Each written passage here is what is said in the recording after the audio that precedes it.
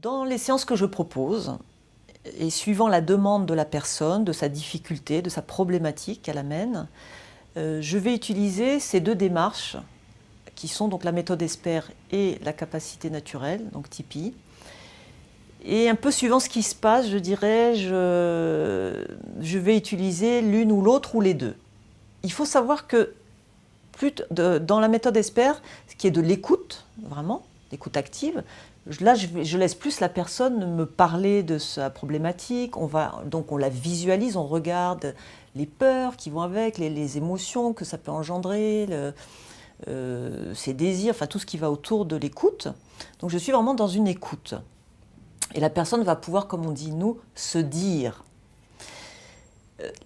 Si j'utilise la capacité naturelle de la personne, là par contre c'est très rapide, c'est un peu plus laser, parce que des fois la personne de me parler tout d'un coup passe dans une difficulté émotionnelle, dans un trouble.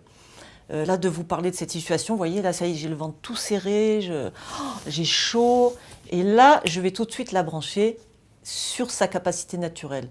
Ça vous fait quoi? Vous dites, bah, j'ai une boule au ventre, fermez les yeux, quoi d'autre? Ah bah, j'ai la gorge toute serrée. Et on va laisser évoluer. Donc là, j'embraye sur sa capacité naturelle parce qu'il y a bien une émotion qui est là. Et si je sens que c'est juste à ce moment-là, je me permets de la brancher sur cette capacité naturelle, dont j'aurais parlé bien sûr au préalable. Je ne prends pas les gens comme ça au dépourvu, enfin, ça peut arriver, mais c'est rare. Et du coup, ça permet d'aller très vite aussi chez la personne pour désamorcer quelque chose, une émotion qui pourrait nous prendre plusieurs séances, des fois, à développer. Si je vois qu'elle est d'accord d'aller dans ce que je propose, parce que voilà, elle va fermer ses yeux, etc. Donc si elle est d'accord, ça va aller tout seul. S'il y a de la résistance ou qu'elle n'a pas envie, bon, on va passer à autre chose, on va revenir à ce qu'on était en train de faire. Mais voilà, au préalable, j'explique à la personne mes deux démarches. Et suivant ce qui se passe, voilà, j'en fais qu'une, je fais l'autre, je fais les deux, et on en parle aussi ensemble, voilà, pour être bien raccord là-dessus. Mais utiliser cette faculté de capacité naturelle chez les personnes, vraiment, en tout cas, me donne des résultats extrêmement rapides sur des situations voilà, qui auraient pu demander sinon des séances et des séances. Mais il faut que la personne, des fois, elles ont envie de parler aussi. Donc il faut que je propose ce temps, bien sûr, où elle puisse, voilà, parce que des fois c'est important de devoir dire, d'exprimer, il faut que ça sorte, voilà, il y a des gens qui ont vraiment envie de parler.